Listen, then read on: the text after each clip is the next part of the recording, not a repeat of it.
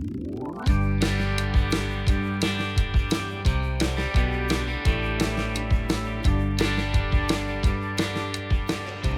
मग फ्रेंड्स आता आम्ही आलो आहेत प्राचीन कोकण. एक मॅजिक गार्डन ते झालं, त्याच्यानंतर प्राचीन कोकण करतो आहे. 50 रुपये तिकीट आहे.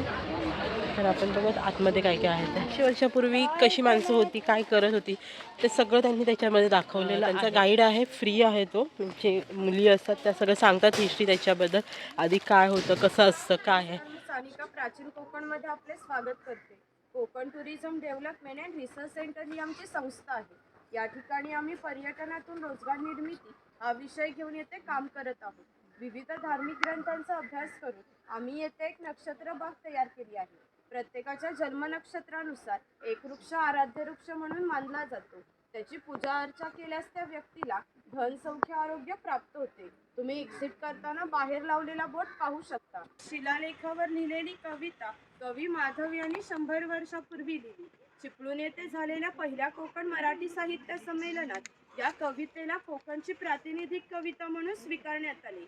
या कवितेत कवीने कोकणच्या निसर्ग सौंदर्याचे सुंदर असे वर्णन केले आहे. नंदनवन या शब्दाचा अर्थ स्वर्गातील इंद्राची बाग. ती जितकी सुंदर आहे तितकेच आपले कोकणही सुंदर आहे. इथून आपण पाहणार आहोत 500 वर्षापूर्वी कोकणी माणसे कशी राहत होती.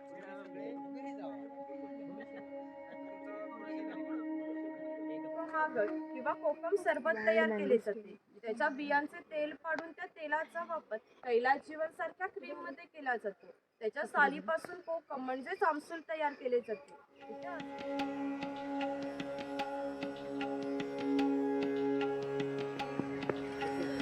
भगवान परशुराम. आपल्या पुराणात उल्लेख आला आहे की हजारो वर्षापूर्वी भगवान परशुराम होऊन गेले. त्यांनी संपूर्ण पृथ्वी जिंकून घेतली आणि जिंकून घेतलेली सर्व पृथ्वी त्यांनी दान केली. दान केलेली कोणतीही गोष्ट आपण स्वतःसाठी वापरत नाही, परंतु त्यांना राहण्यासाठी भूमी आवश्यक होती. आपण जिथे उभे आहोत तिथे हजारो वर्षापूर्वी समुद्र होता.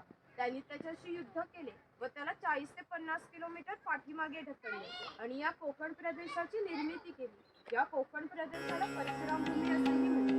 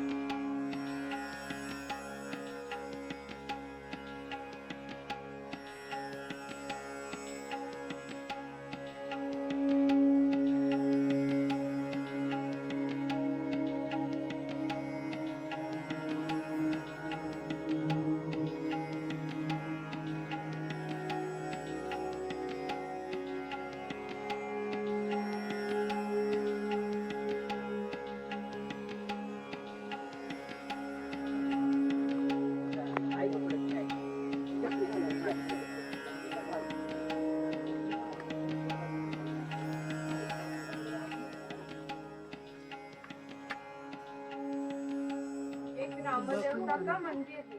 पहले धार्मिक संस्था ही गांव नियंत्रित करती थी।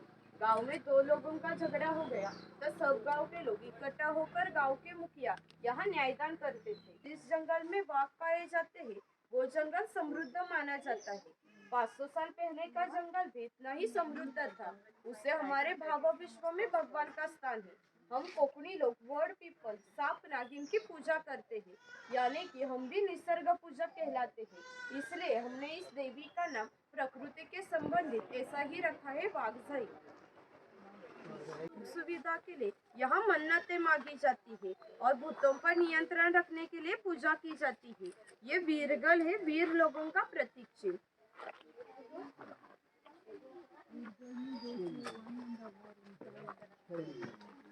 समुद्र में मछलियाँ पकड़ते हैं और सुबह घर लौट वापस आते हैं।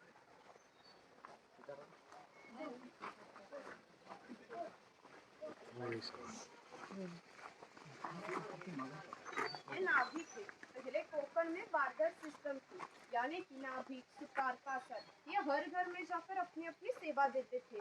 उसके बदले में उन्हें पैसे नहीं मिलते, लेकिन अनाज मिलता था। इस एक नाई को एक आदमी के बाल काटने के लिए साल भर के 4 पैसे यानी कि आज का 8 किलो अनाज मिलता था।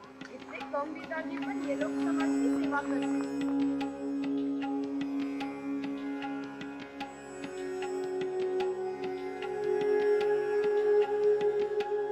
ये मुखिया राजा के गांव का पहला प्रतिनिधि यानी कि मुखिया। धार्मिक और राजकीय संदर्भ में पहला सम्मान मुखिया का था। गांव में न्यायदान करना, कानून और सुव्यवस्था संभालना, टैक्स कलेक्ट करना, ये सभी काम ये मुखिया करता था। ये मुखिया की बीवी थी। पहले कोकणी औरतें शूर और सुंदर थी, लेकिन उन्हें स्वतंत्रता नहीं थी। मांसघर के दरवाजे की चौखट यही उनकी मर्यादा थी। यहाँ पर मुखिया के 2 बच्चे दिखाए हैं। वो हमारा परंपरा से चला हुआ यह खेल चौपट खेल रहे थे। ये खेल महाभारत में धर्मराज और दुर्योधन इनके बीच द्यूत नाम से खेला गया। हस्तिदंती फांस से लेकर ये खेल खेला जाता है। खेलने वाले कुशल हो तो ये खेल 1 से 2 रात तक चलता है। इतना मजे का खेल है। मकान की रचना देखिए। मुखिया जिस ऊंचाई पर बैठे हैं उसे ओटी कहते थे। गांव के सभी मान्यवर लोग ओटी पर बैठे थे। ये सामने है वो पड़ती। छप्पर की रचना देखिए। ऊपर छोटा छप्पर, बीच में गैप, नीचे बड़ा छप्पर। कोकण में गर्मी बहुत होती है, इसलिए अंदर की गर्म हवा गैप में से बाहर जाती है और बाहर की ठंडी हवा उसकी जगह लेती है, इसलिए अंदर का वातावरण ठंडा रहता है। 60 पहले इसकी घास की झोपड़ी जैसी थी, वैसे ही हमने यहाँ खड़ी की है।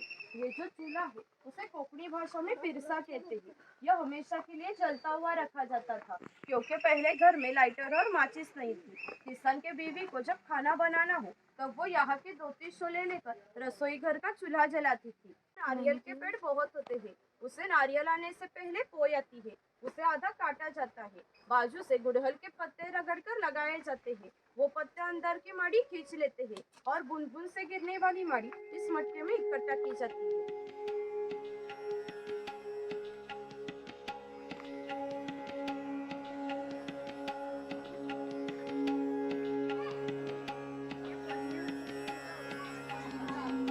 कोकण के पोर्ट को 5000 सालों का इतिहास है।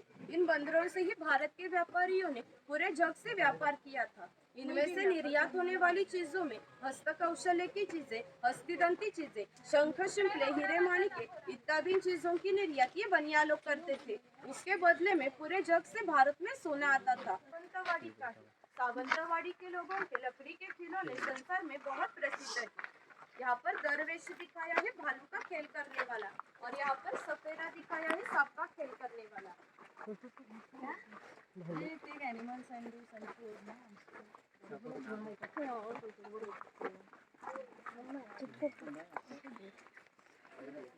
स्थिति अस्थिर थी।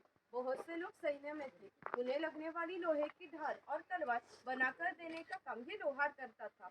और एक विशेषता ये है कि अभी भी कोकण के मुखिया और मराठों के पास कई सालों की तलवारें हैं। उसे अभी भी जंग नहीं आई है। उसकी हर दशहरे पर पूजा की जाती है।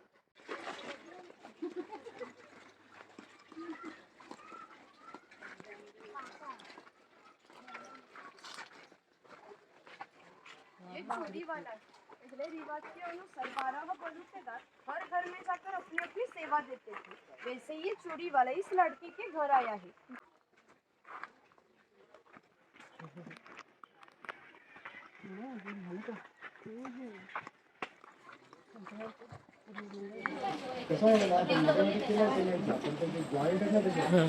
सोना काय काय घेतलं आपण? आम्ही एका दुकानातून खूप सारे थिंग्स घेतले. जसं हा एक क्यूब आहे, तो आपण असं ओपन करू शकतो.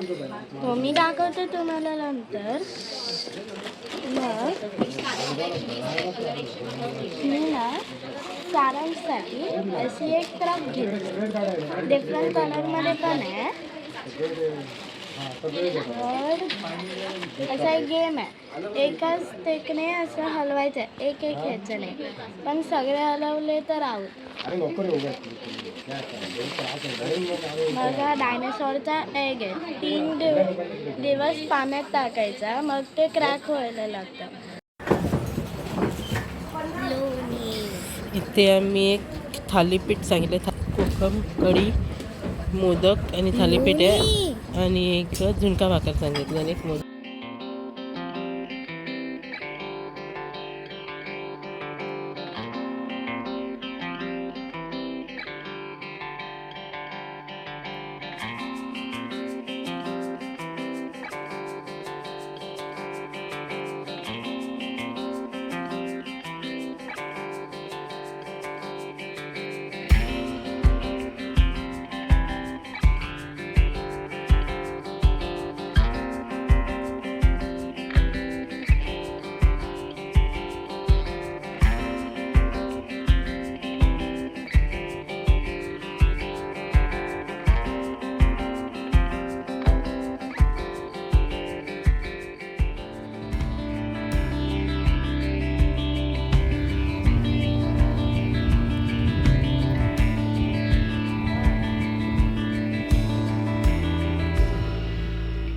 पुण्यावरून येताना आरेवारी साईडला जाताना हा इथे समुद्र लागतो. इथे त्यांनी खालपर्यंत जायला असं दिलेलं आहे, तिथे पण जाऊन उभे राहू शकतात. पण भर ऊन आहे, 2:45 झाले आहे. सो आम्ही काही खालती जात नाही आहे. पण आलात तर द्या इथे विजिट, पण जरा सांभाळून जा. तर खडकं आहे, तिथे उभे राहून पण फोटोज किंवा काही काढू शकतात. पण सकाळ जाऊ जास्त करून